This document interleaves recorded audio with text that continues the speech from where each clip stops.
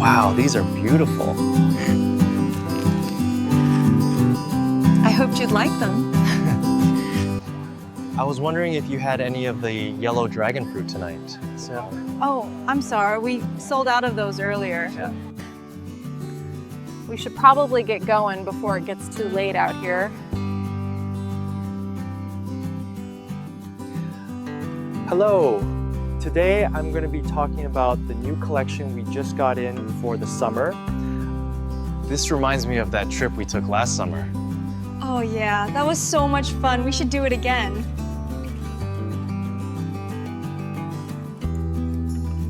This is the kids section. They have some really cute outfits.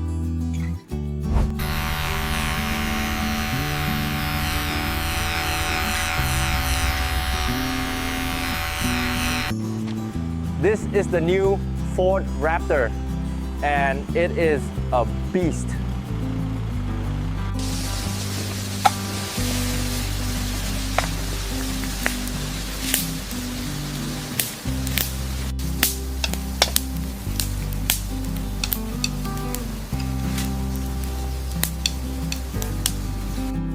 This reminds me of that trip we took last summer.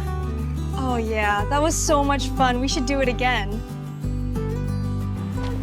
This is the new Ford Raptor, and it is a beast.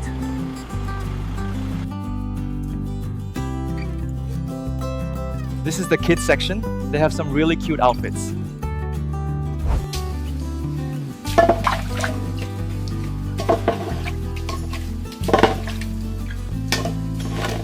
It's time to water the plants. They're looking a little dry.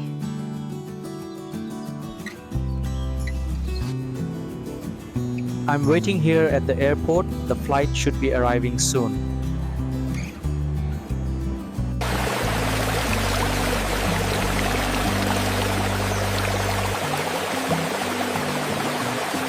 The rain did not simply fall that morning. It roared. It thundered against the rooftops and the trembling windows as though the sky itself had chosen to descend upon the earth. And inside the small house where Diep and little Ly lived, the storm became a curtain that sealed them away from the rest of the world. Diep stood by the window, her fingers pressed lightly against the damp glass, listening to the rhythm of the downpour as it beat a relentless drum upon the tin roof. She turned to Ly, who sat obediently at the low table, her wide eyes following the silver rivers that streaked down the window pane. "We'll stay home today," Diep said softly, her voice carrying a quiet strength as though she was speaking not only to the child, but to herself, reassuring them both that their little world, however small, was safe within these walls. The house smelled faintly of earth and damp clothes, yet it also carried the subtle sweetness of life. Wood smoke lingering from the last time Diep had cooked, the faint fragrance of melons ripening in the corner. She tied her scarf tighter, stepping into the drizzle that seeped through the open doorway and into the garden, her bare feet sinking into wet soil. The vines glistened with raindrops, their leaves heavy, and Diep bent low to pluck tender squash leaves, her hands practiced and gentle, as though each green thread of life she touched was part of her own heart. Behind her, Ny's small voice called out, curious and insistent, asking what vegetable it was, if the melons were ready, if they would have enough for lunch. Diep smiled despite the cold, lifting a melon from the vine, brushing the mud from its skin, and whispering to the child that this simple gift from the earth would become their meal, their warmth on such a storm-heavy day. Inside again, she washed the harvest carefully, her fingers red from the chill water, her motions precise, each slice of vegetable an act of love disguised as necessity. Ly hovered near, offering to help, her tiny hands eager to wash fruit, to carry a dish, to be part of the ritual of survival that her aunt had taught her. Diep prepared meat and vegetables, stirring the pot over the flame, while Ly, obedient and proud, carried a little basket of brawn out to the corner where the chickens waited. The child's laughter mingled with the clucking of hens, and for a fleeting moment, the storm seemed to soften, its fury muted by the simple joy of a child doing her part. The meal came together slowly, the fragrance of simmering broth filling the room, clinging to the damp air as though determined to chase away the cold. Diep called Ly back inside, scolding gently for the mud on her dress, then wiping it clean herself. Her face a mixture of sternness and tenderness. She ladled rice into bowls, placed meat and vegetables onto plates, and together they sat upon the worn mat, the storm still raging beyond the walls, but powerless to touch the warmth within. Ly giggled, her small voice bright as she declared how delicious the rice was, how soft the meat, how sweet the squash. Diep blew gently on each spoonful before passing it to the child, the care in her every gesture unspoken, but as fierce as any vow. It was in that moment, amid the clatter of chopsticks and the crackle of the storm, that the bond between them revealed itself most clearly. They were not merely aunt and niece. They were two souls bound by circumstance, by survival, by love that had been forged in hardship and strengthened with every shared meal, every shared laugh, every shared tear. Diep looked at Ly, the innocence shining in her eyes, and whispered a promise silently to herself, that she would never let the world's cruelty touch this child if she could help it, that she would protect her as fiercely as the rain lashed the earth outside. Far away, yet already drawing closer, James was making his own silent vows. The airport was crowded, the air heavy with the smell of fuel and damp coats carried in by passengers from the storm. He walked swiftly, his tall frame marked by determination, his eyes fixed not on the chaos around him, but on the vision that had guided him across oceans, the vision of Diep's face, of the life she had built far from him, of the child whose laughter had begun to echo even in his dreams. He whispered her name under his breath, as though it could shield him from the exhaustion of travel, as though every syllable of her name was a compass guiding him through the flood of strangers. But James was not a man content with a simple reunion. No, he carried within him the hunger of years lost, the desperation of distance endured, and so he plotted not just to return, but to return with impact. The market stalls stretched before him, their awnings sagging under the weight of rain, their vendors shouting through the downpour. He ducked beneath the first canopy, his shoes splashing through puddles, his hand brushing aside raindrops as he asked for clothes. Tiny dresses, small pants, shirts no bigger than his palm. He bought them carefully, imagining how they might look upon little Ly, picturing her eyes widening at the sight of something new, something hers. The shopkeeper, curious, asked if he had a child of his own, and he only smiled, saying softly that it was for someone special, someone worth the miles, the storms, the sacrifices.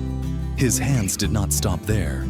He reached for a hat, simple but sturdy, envisioning it shielding Ly from the sun, imagining Diep's smile when she saw how much thought he had placed into such a small gesture. And then, as though fate itself wished to complete the scene, he found the flower stall, petals glistening with rain, their colors vivid against the gray sky.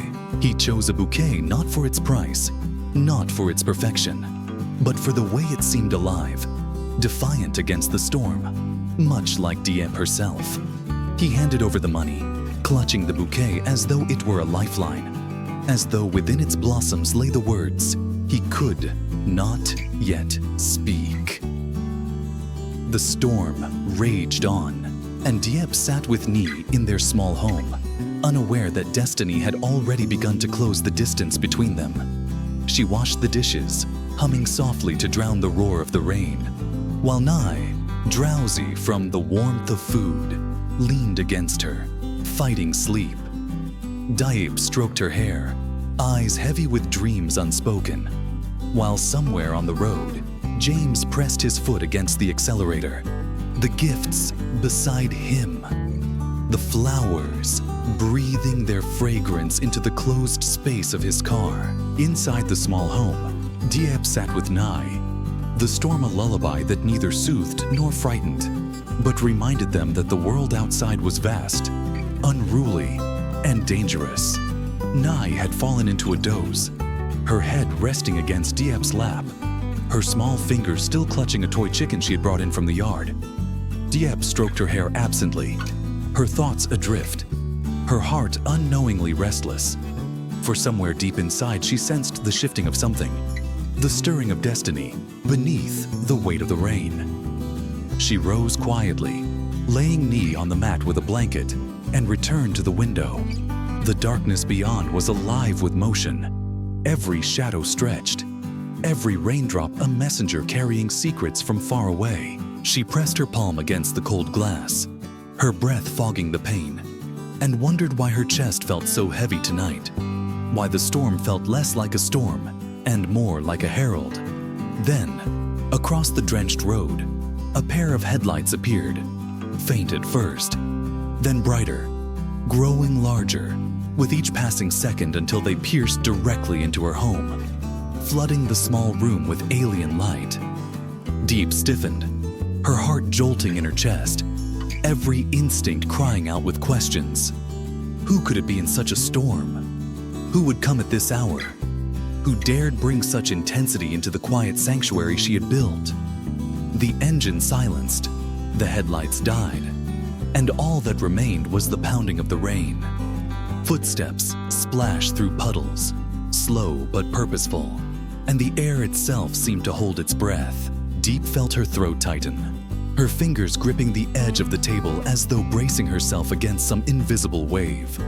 The door creaked, not opened but knocked upon. 3 firm strikes that echoed louder than thunder, each one sending a shiver down her spine. She hesitated, glancing back at Ly, who stirred but did not wake, then stepped forward, her bare feet cold against the damp floor. Her hand reached for the latch, trembling, uncertain whether she was about to welcome a neighbor, a stranger, or a ghost from the past. When the door finally swung open, the storm seemed to bow in silence, and there he stood, James, drenched to the bone, his hair plastered to his forehead, his chest rising and falling with the effort of his journey. And in his hands, as though plucked from some fevered dream, he held a bouquet of flowers, their colors defiant against the gray rain. For a heartbeat, Diep could not move.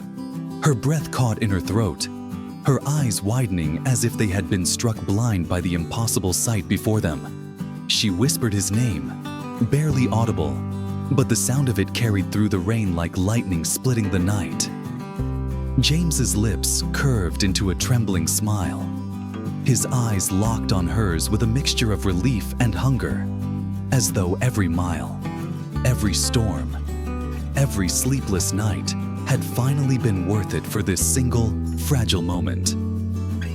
He stepped closer, lifting the flowers as though they were proof of his sincerity, and in his other hand, he raised the bag with clothes and a hat for Ly, his voice breaking as he said, "I've come home." The words shattered Diep's composure. She stumbled back, her hand flying to her mouth as tears welled unbidden, her heart hammering with disbelief, with longing, with 1,000 emotions that refused to be named. She had dreamed of this moment. Yes, but dreams were cruel and fragile things, easily broken by reality. And now, here he was, real and trembling, standing in the doorway of her modest home as though no distance had ever separated them. James stepped inside, the storm raging behind him but powerless now, for the greater storm was inside their hearts. He set the gifts on the table gently, almost reverently, as though placing pieces of his soul before her, and then he turned to her fully, his hands trembling as he reached out but did not touch, waiting, pleading with his eyes for her to bridge the last breath of distance between them. And then came the sound that broke the spell. Ly's small voice, drowsy but curious, calling for her aunt. She sat up, her eyes blinking wide as she saw the tall figure in the room, the flowers, the bag of gifts. For a moment she hesitated, but when James crouched low, smiling gently, holding out the little hat he had chosen, she let out a squeal of delight, her innocence cutting through the tension like sunlight through storm clouds. She ran to him, clutching the gift, her laughter filling the room, and James, overcome, pulled her close, his arms shaking with emotion as he held the child who had been a symbol of absence, now transformed into proof of reunion. Diep's tears fell freely now, for the sight of James with Ly was more than her heart could bear. She stepped forward at last, her hand reaching out, resting lightly on his shoulder. And when he looked up at her, the years of separation collapsed like walls of sand beneath the tide. She whispered his name again, this time not in disbelief but in acceptance. And when he rose to his feet, flowers still in hand, she allowed herself to fall into his embrace. The storm outside howled, lightning tearing the sky open. But inside the small house, another storm had ended, replaced by the fierce, undeniable calm of love rediscovered. The storm outside did not relent, but within the small house the atmosphere shifted, transformed from tension and disbelief into something fragile and luminous, as though hope itself had taken form and sat breathing beside them. James still held Diep in his arms, her tears damp against his chest, her trembling frame pressed close as though she feared that letting go might cause him to vanish like a cruel mirage. Ly clung to his leg, clutching the little hat with both hands, her laughter bubbling like a spring that had been buried too long beneath stone. For a long moment, none of them spoke, because words seemed too small, too fragile, to capture the magnitude of reunion after years spent apart, after distance and silence had carved valleys in their lives. Finally, Diep stepped back, her hands lingering on his arms as though reluctant to release the reality of him, and she whispered, her voice broken yet radiant, "You're here." James nodded, his own eyes glassy with unshed tears, his throat too tight to respond with more than a hoarse, "I promised I would come." He reached for the bouquet he had set down, lifting it toward her, the flowers trembling as though they too had traveled 1,000 kilometers to bloom here tonight. She accepted them with reverence, her fingers brushing his, and in that tiny touch lay the entirety of their unspoken history. Ly tugged at Diep's sleeve, her eyes wide with delight as she begged to see what else James had brought. Diep knelt beside her, opening the bag, and together they pulled out the tiny clothes, each piece unfolded with gasps of wonder.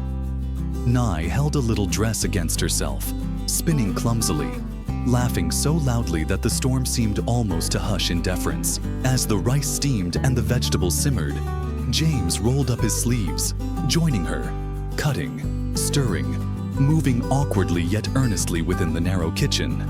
Ly darted between them like a bird, her laughter a melody that stitched their actions into harmony. They worked as though they had never been apart, as though years of absence had been nothing more than a long night's dream. And now morning had come. When the meal was finally ready, they sat upon the mat together, bowls in hand, and for the first time in what felt like lifetimes, they ate as a family. The storm's roar became a distant hum, drowned by the clatter of chopsticks, the murmur of conversation, the bright, ringing laughter of a child who now knew what it meant to belong to more than one heart. Diep watched James as he ate, noting the lines upon his face, the weariness etched into his features, but also the light that had returned to his eyes. The way he looked at Ly with awe, the way he looked at her with reverence. He told them of his journey, of the sleepless nights, of the decision that had driven him back to Vietnam. And though his words were halting, every syllable carried the weight of devotion. She listened in silence, her hand resting lightly upon Ly's. And when he finished, she simply said, "You came back. That is all that matters." And in her eyes, he read forgiveness, acceptance, and the promise of a future. After dinner, Ly curled against Diep's side, her eyes heavy with sleep, her little hands clutching the new dress as though it were treasure. James lifted her gently, laying her upon the mat and covering her with a blanket, his movements careful, reverent, as though placing a crown upon royalty. Diep watched him, her heart swelling. And when he turned to her, their gazes locked in a silence more profound than words. Slowly, cautiously, he reached for her hand, and she allowed it, their fingers entwining with a certainty that neither storm nor distance could sever. They stepped outside for a moment, the storm now dwindling into a gentle drizzle. The world washed clean beneath the night sky. The air smelled of wet earth and possibility, and James whispered, his voice steady now, "I don't want to leave again. I want to stay, if you'll let me." Diep looked at him, her eyes reflecting the faint glimmer of moonlight breaking through clouds, and she answered not with words, but with a nod, a smile that carried both relief and hope.